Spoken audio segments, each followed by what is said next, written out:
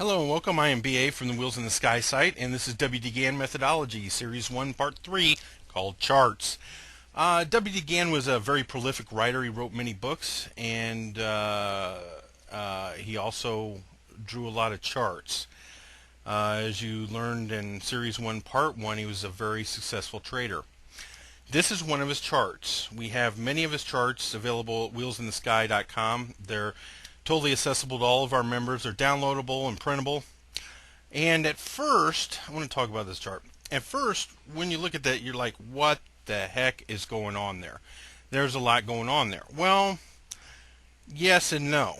Once you understand the basics of what he was doing, this chart is not that hard to interpret. Okay? What's going on here? This is his November Beans weekly chart. What's going on here is this is a time count. He's got this high here in this area. As you can see, November Beans weekly moves up and then down. And from this time period, he's got simply a time count going across the top here. That's all that is. And a lot of this at the bottom is simply time counts from bottoms.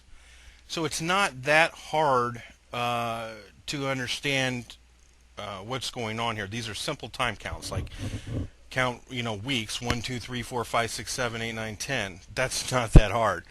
What he does is he combines this with his time cycles and these, what many people call Gann angles. Okay, these are geometrical angles off of these highs and lows. As you can see, where he starts his time count from, you can see the lines emanating down from there. If it was a low, the lines, of course, would emanate up. Of course, his most important line was the 1 by 1, which is a 45-degree angle. And in these charts, you can actually zoom in. Like if there was a certain point you wanted to really see, like let's see, this gets hit from the top here, and we can zoom in to this area. So this top right here got hit off of this geometrical angle that goes back. So there'll be a relationship between. Remember, he said in Series 1, Part 2, that all lows and all highs and lows are mathematically related.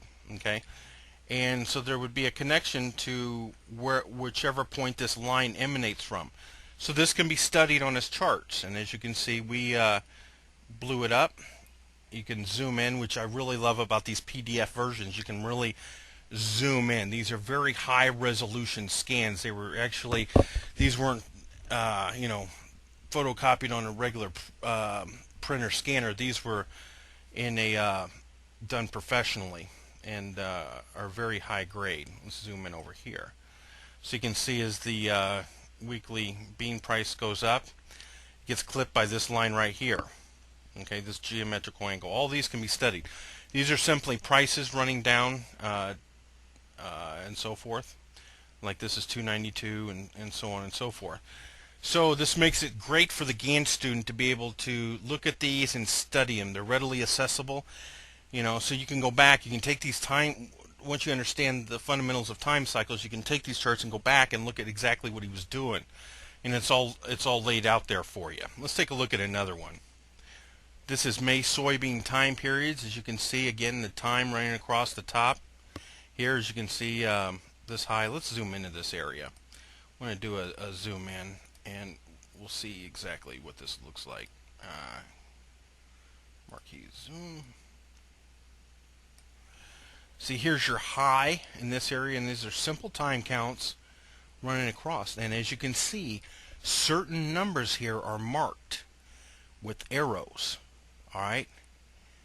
And it's stuff like that he doesn't explain in his master courses, but you can follow him on what he's doing, okay, with these time periods. And this is very important. This is just information that you don't find elsewhere. Let's look at this again. Okay, so, and this is his May soybeans chart. This is a weekly chart. So as you saw up here, he had 13 weeks, 26 weeks. So he's actually taking seasons. Those are seasons, a quarter and a half a year from that high. All right. In comparison to these time counts running along the bottom and so on and so forth. That's all that's done in this chart, and it can be reviewed and blown up like we did just a minute ago. You can see these arrows all over the place. You want to know what those are. Okay. So these charts are extremely important because they show, and of course they're hand drawn by him. Let's take a look at another one. This is his July Cotton Monthly, also available. Like I said, we have many of them. And let's zoom in here.